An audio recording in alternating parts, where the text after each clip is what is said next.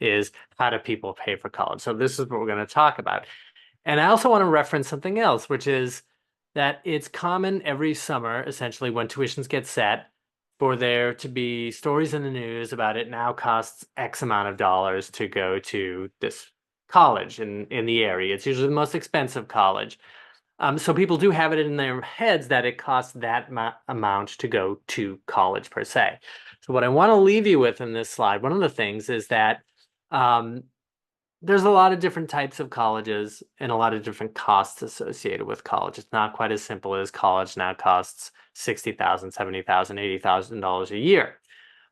Those prices that are often the focus of news stories are, again, the most expensive colleges. And those are typically four-year private colleges, right? So that's the first one that we're going to tackle. Now, this data comes from the College Board.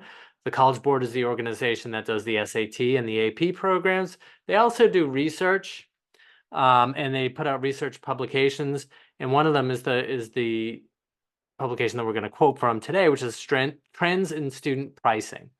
And so that's just what it sounds like. It's a national survey of different costs of colleges throughout the country.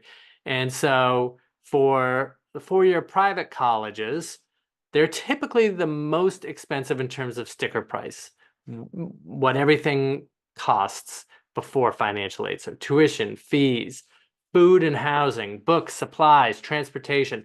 You take all of those expenses, which you may or may not be paying all of those, but all of those expenses together is what's called the cost of attendance. And every college has their cost of attendance. And so for four-year private colleges, the national average of the yearly cost of attendance is $60,420. Now that varies from region to region and from college to college, but the national average is $60,420, and that includes everything. So tuition fees, food, housing, books, supplies, transportation, and other expenses. If you go to a public college or university, they tend to cost less, especially if you go to a public college or university in the state that you live in. So if you're an in-state resident going to a public college, that is in your state, you get a tuition discount. And so for in-state residents, the average cost at a four-year public college per year is $28,840. If you go to a public college or university outside of your state of residence, you lose that tuition discount in most cases. But even still, the cost tends to be a bit lower, so $46,730. So then again, this includes everything. The third option that we have here are vocational schools, and it's tricky to get a cost on vocational schools because there are a lot of different programs. And when I say vocational schools or vocational programs, I mean certificate programs, programs that don't end in degrees. So think about things like HVAC, carpentry, plumbing, manufacturing, cosmetology, massage therapy, places like that. And so this figure is actually not from the College Board. They don't do those types of programs. I don't survey those types of programs. It's from a publication called Value Colleges, University, Community College, or Trade School, which makes the most economic sense. And the figure that I have is less than $33,000 for the entire education. So, and again, it's tricky because it could be far less than that. There's just so many different types of programs and different costs associated.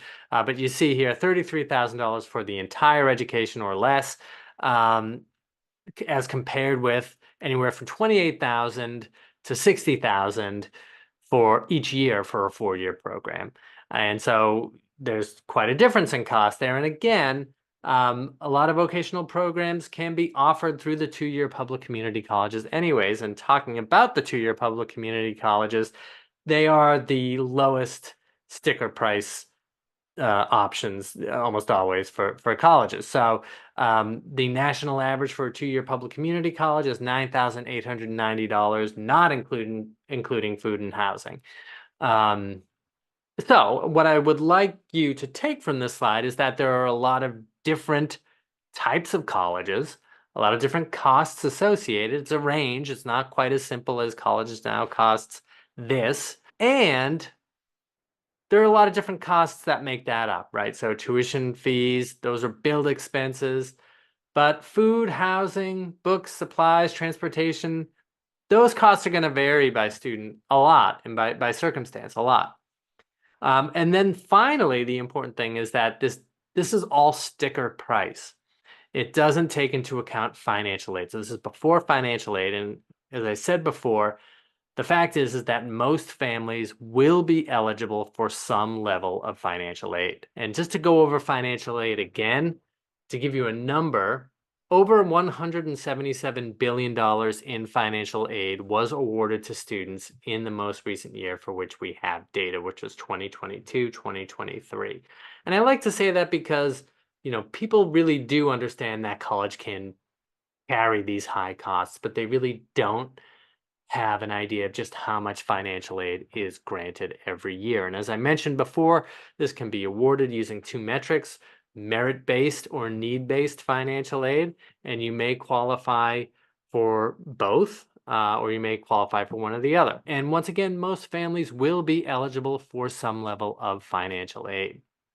So once you do apply for financial aid, and hopefully you get a good financial aid offer, a lot of families are going to be facing a balance due. And once you take financial aid into account and you do have a balance due, there's only three ways that you can pay that balance. So past income, meaning any savings that you may have, present income, meaning the salary that you're earning while your student is in college. And when I'm talking about present income, I want to talk about payment plans because not every parent or every student knows that these exist. And essentially, they are plans that you can get on and pay a small fee and set up an amount that you can pay every month. And every dollar of that then goes against tuition. So, if you can afford to pay $200 every month and you're paying that over 10 months, that's $2,000. It's $2,000 that you're paying right off the bill. $2,000 you don't have to borrow and don't have to pay interest on, because once you finish your financial aid, your savings, and your present income, the only thing that is left is future income, meaning loans.